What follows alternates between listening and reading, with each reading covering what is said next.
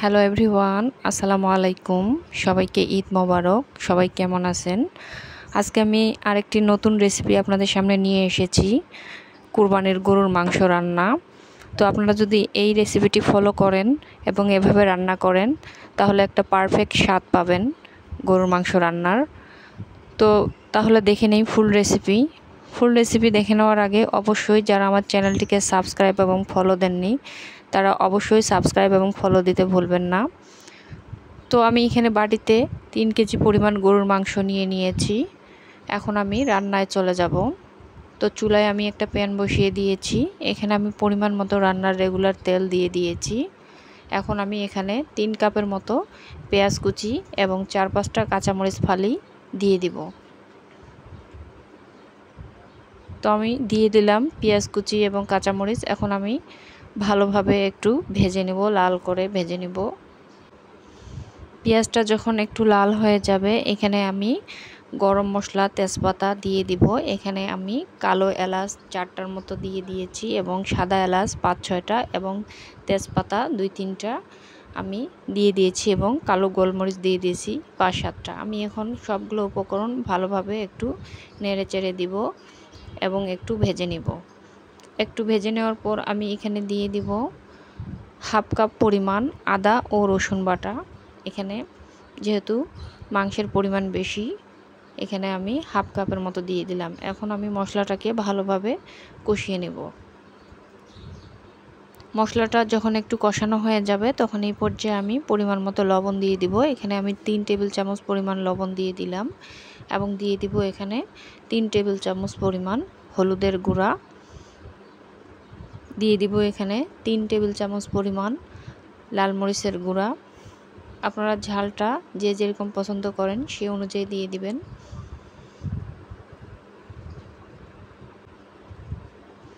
তো মরিচের গুঁড়া আমি দিয়ে দিলাম। এখন আমি দিয়ে দিব 3 টেবিল চামচ পরিমাণ ধনিয়া ও জিরার গুঁড়া এবং দিয়ে দিব 2 টেবিল চামচ পরিমাণ গরম মশলার গুঁড়া।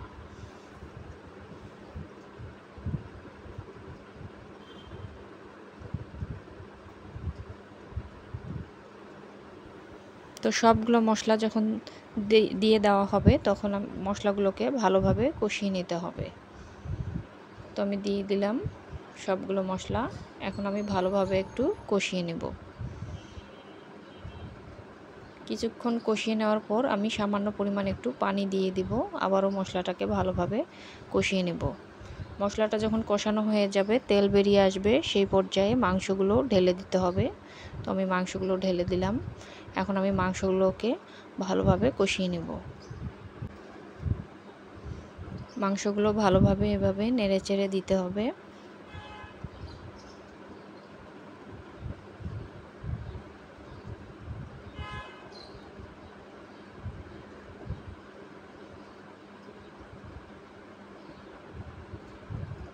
আমি এভাবে নেড়েচেড়ে দিয়ে ঢাকনা দিয়ে ঢেকে দিয়েছিলাম। তো ঢাকনা খুলে আমি এখন হাফ কাপ পরিমাণ পেঁয়াজের বেরেস্তা দিয়ে দিলাম এবং 3-4টা শুকনা মরিচ আমি ভেজে নিয়েছি। শুকনা মরিচটা আমি ভেঙে গুঁড়ো করে দিয়েছি। তো দিয়ে দিলাম। এখন দিয়ে আমি আবারও মাংসটাকে ভালোভাবে নেড়েচেড়ে দেব।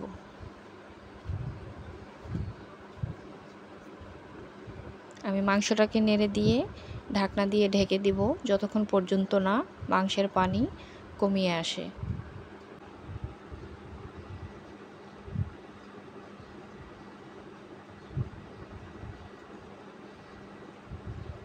তো কিছুক্ষণ পর আমি ঢাকনা খুলে আবারও নেড়েচেড়ে দিব মাংসটা যেন প্যানে লেগে না যায়। এখনও অনেক পানি বের হয়ে এসেছে মাংস থেকে। আমি একটু পানি দেইনি মাংসের মধ্যে। আবারও আমি ঢাকনা দিয়ে ঢেকে দেব। আবারও কিছুক্ষণ পর পানিটা যখন শুকিয়ে যাবে তখন আমি আবারও ঢাকনা খুলে মাংসটাকে নেড়েচেড়ে দিব। এখন আবারও ভালোভাবে আমি কষিয়ে নেব। দেখেন মাংসের কালারটা কত সুন্দর এসেছে। এভাবে আমি কিছুক্ষণ কষিয়ে নেব। 5 থেকে 10 মিনিট এভাবে কষিয়ে নেব।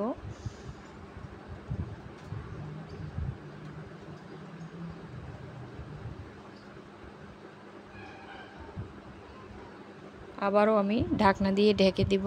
এবং কিছুক্ষণ পর পর আমি ঢাকনা খুলে আবারও মাংস কষিয়ে নিব। এভাবে আমি কয়েকবার নেড়েচেড়ে দিব এবং ঢাকনা দিয়ে দিব। এভাবে মাংসটা সিদ্ধও হয়ে যায় প্লাস কষানোও হয় সুন্দর। তো মাংসটা 80% সিদ্ধ হয়ে গিয়েছে।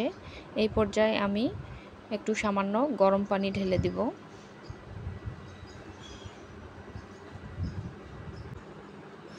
আমি সামান্য পরিমাণ গরম পানি দিয়ে দিলাম, আর একটু যেন মাংসটা ভালোভাবে সিদ্ধ হয়। একটু নেড়েচেড়ে দিয়ে আমি আবারও ঢাকনা দিয়ে ঢেকে দেব।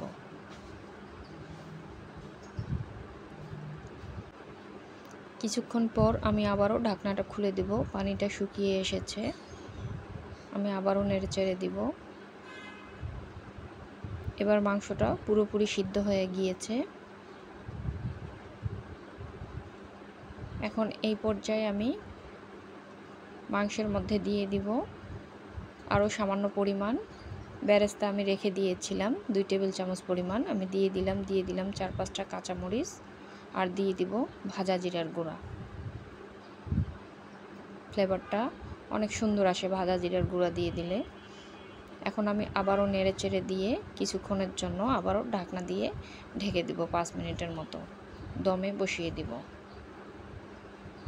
তো 5 মিনিট পর আমি ঢাকনাটা খুলে দিলাম। মাংসটা আমার অলরেডি রান্না হয়ে গিয়েছে। দেখেন কত সুন্দর কালার এসেছে। এখন আমি পরিবেশন করব গরম ভাতের সঙ্গে মাংসের ভুনা, অনেক মজা। তো রেসিপিটি যদি ভালো লেগে থাকে তাহলে অবশ্যই লাইক, কমেন্ট, শেয়ার এবং সাবস্ক্রাইব করতে ভুলবেন না। সবাই ভালো থাকবেন, সুস্থ থাকবেন, আমার জন্য দোয়া করবেন। সবাইকে আসসালামু আলাইকুম।